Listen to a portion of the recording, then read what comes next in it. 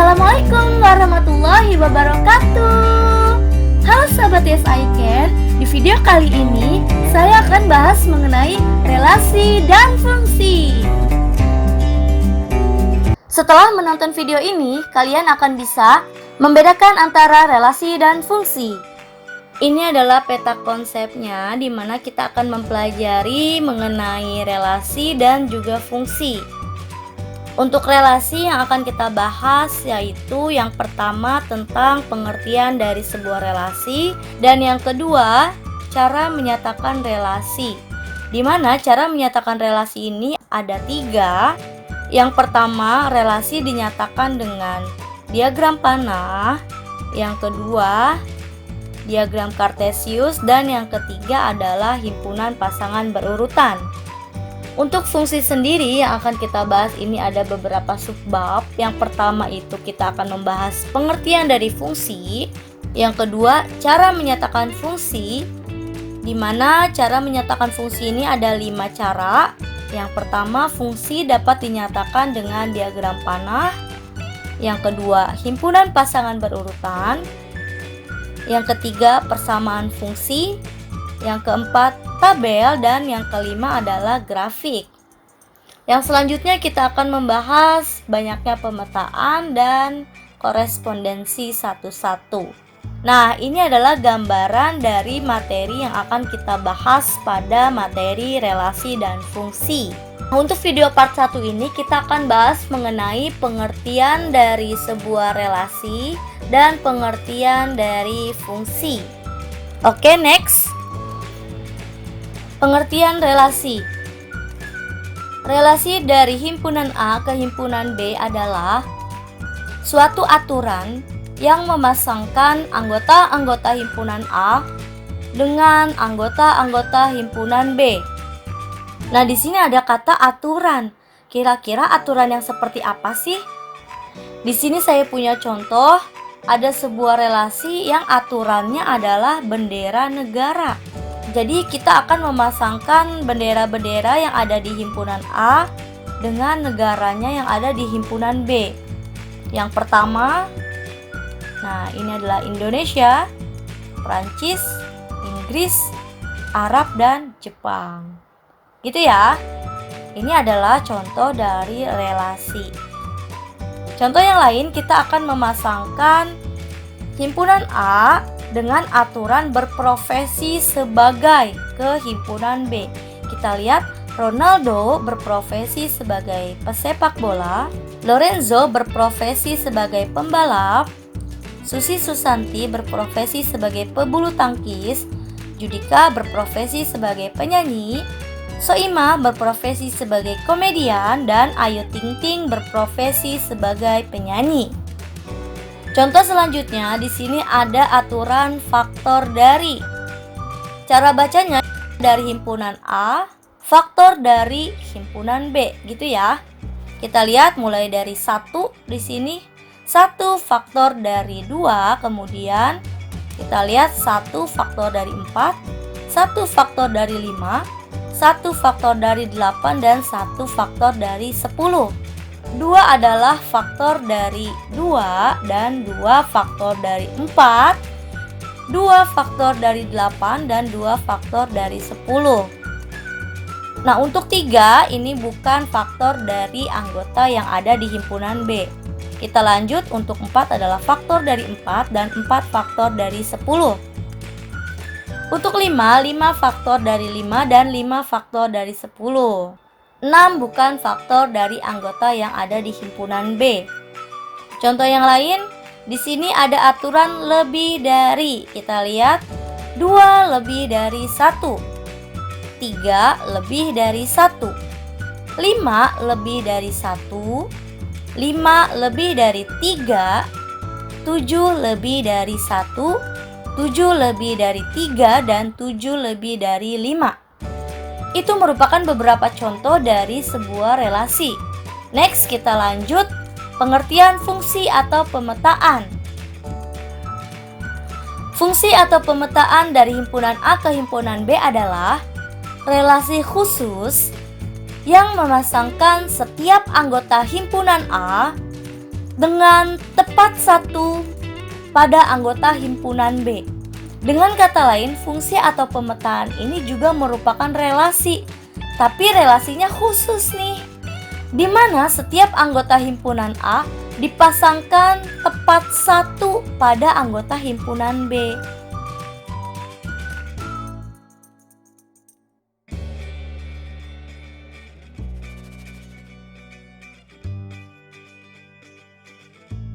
Kita ambil dari contoh sebelumnya, kita tentukan apakah ini merupakan relasi khusus atau yang sering kita sebut sebagai pemetaan. Kita lihat, hubungan dari himpunan A ke himpunan B ini adalah bendera negara. Bendera-bendera yang ada di himpunan A ini dipasangkan tepat satu dengan negaranya. Jika setiap anggota himpunan A dipasangkan tepat satu pada anggota himpunan B, maka ini merupakan sebuah pemetaan atau fungsi. Selanjutnya kita tentukan apakah ini pemetaan atau bukan. Kita fokus di himpunan A-nya. Kita lihat setiap anggota di himpunan A ini dipasangkan tepat satu, maka ini merupakan pemetaan. Selanjutnya, di sini ada anggota himpunan A yang dipasangkan lebih dari satu. Jadi, ini bukan pemetaan. Contoh yang lain, di sini saya punya diagram kartesius. Kita tentukan apakah ini pemetaan atau bukan. Kita akan fokus pada himpunan A-nya aja, atau domain, atau daerah asal. Himpunan ini harus dipasangkan tepat satu. Caranya kita perhatikan, dua ini memiliki dua titik. Lebih dari satu nih. Kalau lebih dari satu artinya bukan pemetaan gitu ya. Contoh yang lain, kita masih tetap sama, kita fokus di himpunan A.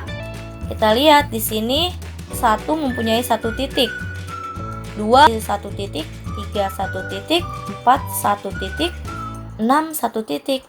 Nah, kalau yang ini setiap anggota A dipasangkan tepat satu dengan anggota himpunan B, maka ini merupakan pemetaan gitu ya. Contoh selanjutnya, perhatikan himpunan pasangan berikut. Tentukan pasangan yang merupakan pemetaan dan bukan pemetaan. Jika kalian menemukan himpunan pasangan berurutan, yang harus kalian perhatikan itu adalah nilai X-nya atau domainnya. Atau paling gampang, lihat yang depannya deh. Nilai yang di depan nggak boleh sama. Kita lihat yang pertama, ini 1, ini 1, yang ini 1 juga, ini 1 juga. Aduh, sama nih. Berarti ini bukan pemetaan gitu ya. Nah, untuk yang kedua, kita perhatikan nih nilai yang di depan. Ini 2, 3, 4, 5. Nggak ada yang sama ya. Berarti kalau nggak ada yang sama, ini merupakan pemetaan. Untuk yang ketiga, kita lihat lagi nilai yang di depannya. Ini 3, 4, 5, 7. Wah, nggak ada yang sama nih. Berarti ini merupakan pemetaan. Nah, untuk contoh yang keempat, kita lihat depannya nih. Wah, ini A nih. Di belakang juga ada A. Kita lihat lagi. Ini B. Ini juga sama B. Nah, ada anggota himpunan A yang memiliki pasangan di B lebih dari 1. Berarti ini bukan pemetaan gitu ya. Contoh terakhir, nilai yang pertama kita perhatikan, ini B. Di belakang juga ada B lagi. Ini juga sama, Y.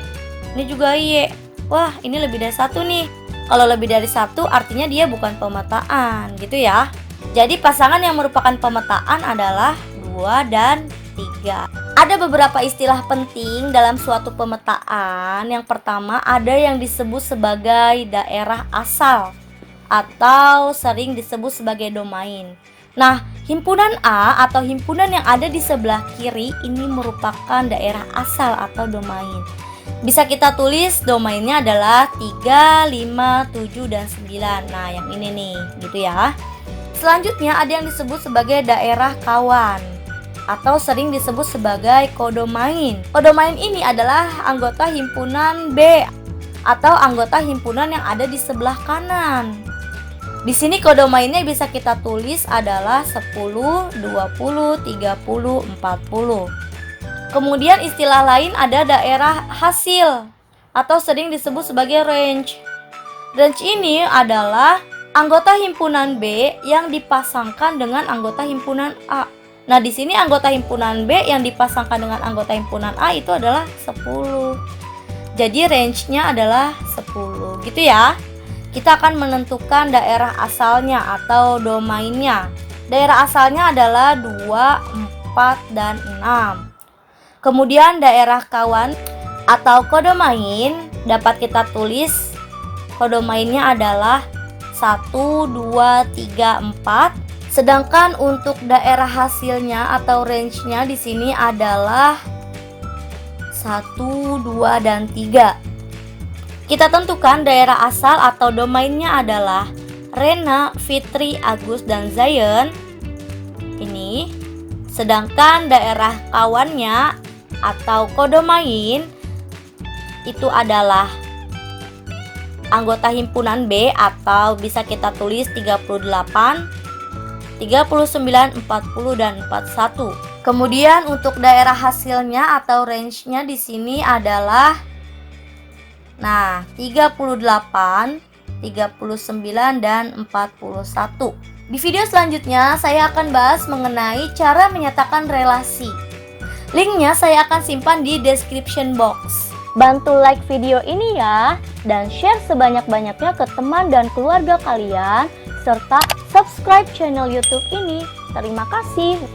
Wassalamualaikum warahmatullahi wabarakatuh.